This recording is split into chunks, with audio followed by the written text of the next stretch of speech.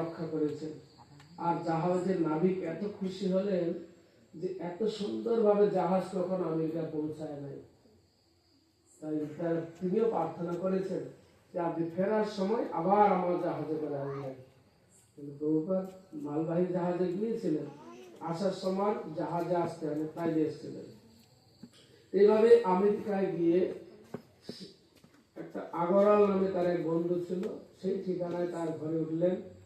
সেখান থেকে তিনি প্রচারের চিন্তা করলেন, কোথায় গিয়ে প্রচার করবেন। এখানে তো আপনারা আমাদের ডেকে নিয়ে আসেন, সুন্দর সব ব্যবস্থা করলেন, আমরা হরিকথা বলছি, আপনারা শুনছেন।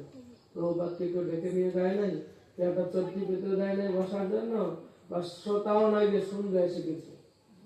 সেখানে তিনি একজন মানে অন্যরকম ব্যক্তি, গেরুয়া বসনধারী ভারতীয় একজন ভিখারি সন্ন্যাসী, আমেরিকার মতো একটা দেশে বিরল ওরকম ব্যক্তি ওখানে নাই, দেখার মতো জিনিস। সবাই অবাক তাকায় থাকে, কারণ প্রত্যেকের হাতে তো মদের বোতল।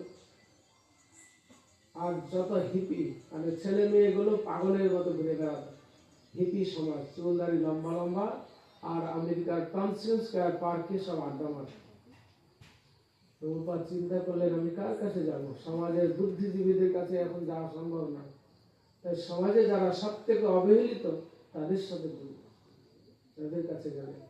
সেই পার্কে গিয়ে তিনি কর্তার বাজার কীর্তন করছেন, আর তার কীর্তন শুনে সবাই ছুটে আসে, চুম্বকের মতো আকর্ষণ করলেন। চারদিক থেকে তাকে ঘিরে দাঁড়ালেন। প্রভুপাদ কীর্তন বন্ধ করে সকল প্রশ্ন জিজ্ঞাসা করলেন, তোমাদের মধ্যে কে সুখী আছে বলো?